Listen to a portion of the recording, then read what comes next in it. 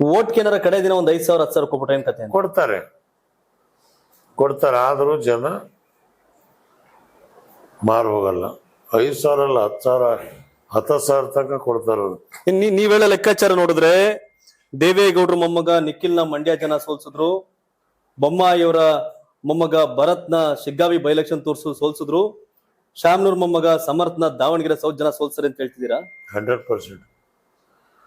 ಯಾವತ್ತು ಫ್ಯಾಮಿಲಿ ರಾಜಕಾರಣಕ್ಕೆ ಜನ ವಾಕರ್ಕೆ ಬಂದ್ಬಿಟ್ಟಿದೆ. ಯಾರೋ ಒಬ್ರು ಇಬ್ರು ಆದ್ರೆ ಪರವಾಗಿಲ್ಲ, ಇದು ಪೂರ ಮನೆ ಮಂದಿ. ಹಾಗಾಗಿ ಇವತ್ತು ಜನ ಅವರನ್ನ ಪೂರ್ಣವಾಗಿ ತಿರಸ್ಕರಿಸ್ತಾರೆ. ಇವತ್ತು ಎಲ್ ತನಕ ದಬ್ಬಾಳಿಕೆ ಹೋಗಿದೆ ಅಂದ್ರೆ, ನಾನು ಚುನಾವಣಾ ಆಯೋಗ ದಿಲ್ಲಿಗೆ ಬರೀತಾ ಇದ್ದೀನಿ, ನಮಗೆ ಮೀಟಿಂಗ್ ಮಾಡಕ್ ಜಾಗದಲ್ಲಿ ಪರ್ಮಿಷನ್ ಕೊಡ್ತಾ ಇಲ್ಲ. ಅವ್ರಿಗೆ ಮೂಡ ಜಾಗದಲ್ಲಿ ಪರ್ಮಿಷನ್ ಕೊಟ್ಟವ್ರೆ.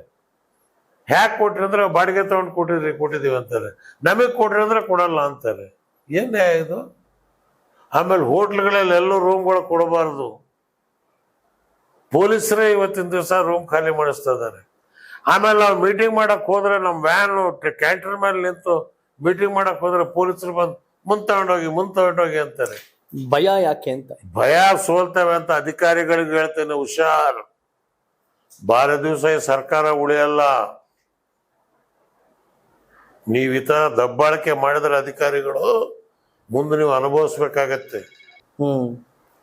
ಸೊ ಆದ್ರಿಂದ ಚುನಾವಣೆ ಫೇರ್ ಫೀಲ್ಡ್ ಅಲ್ಲಿ ಚುನಾವಣೆ ಮಾಡಿ. ನೀವು ಸಣ್ಣ ಆಗ್ಬೇಕಲ್ವಾ? ಅದು ಒಂದು ಉತ್ತಮ ಆಹಾರದಿಂದ ಸಣ್ಣ ಆಗ್ಬೇಕಲ್ವಾ? ಪ್ರತಿದಿನ ನಮ್ಮ ಜೀನಿ ಸ್ಲಿಮ್ ನ ಯೂಸ್ ಮಾಡಿ ಯಾವುದೇ ಸೈಡ್ ಎಫೆಕ್ಟ್ ಇಲ್ದಂಗೆ ನೀವು ಸಣ್ಣ ಆಗ್ತೀರಾ.